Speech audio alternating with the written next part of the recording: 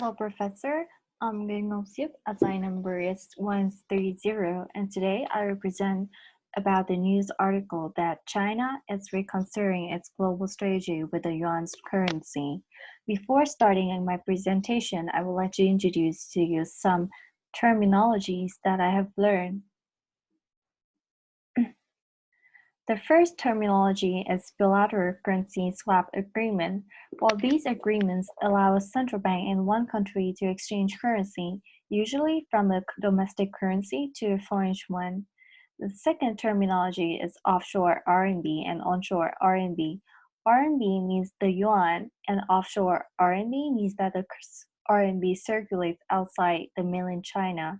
Onshore RMB means that the yuan that circulates inside mainland China. The last terminology that I've learned through reading the article is the ERM, the abbreviations of exchange rate mechanism. It is a way that central banks can influence the relative price of its national currency in forex markets.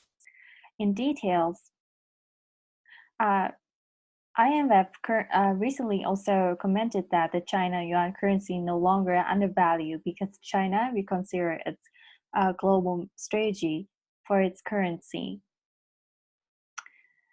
So what exactly happened is that China is reconsidering its strategy for the internalization of the yuan and planning for more policy support after completing a comprehensive review recently, according to senior central bank officials.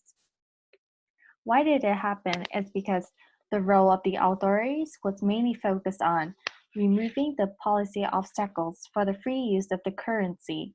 At the moment, there are some complications in the domestic and also the overseas market. The yuan, also called the renminbi, is a small player on the global stage with only 2% market share evaluated by the IMF. A second problem is that the foreign ownership of mainland stocks and bonds is still relatively small. And lastly is the increasing spillover of the Chinese-American tensions into the financial sphere has ignited a fresh push by China to promote the global use of the yuan.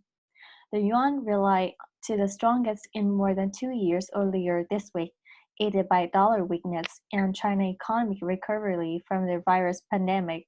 The Trump chase war with China last year sent the currency to its lowest since 2008. So there are some potential impacts of the event that may happen in the future.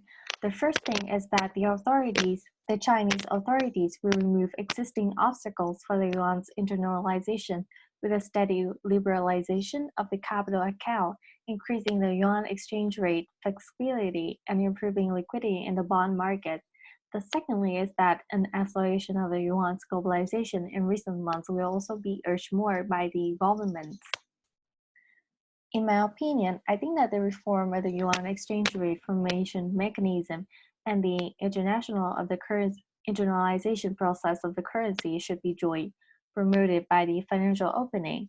The second is that the prospects of the victory by Joe Biden over President Donald Trump in the upcoming US election would be one of the strongest factors that support the currency, which is yuan or RMB. I also think that the government can be more proactive with policy support to facilitate the role of the markets. For example, a central bank can improve its bilateral currency swap agreements to better promote trade and investment and try to coordinate various means of yuan cross-border settlements.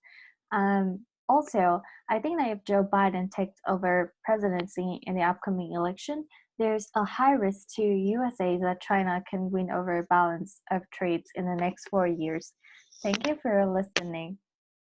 Here are some references of mine.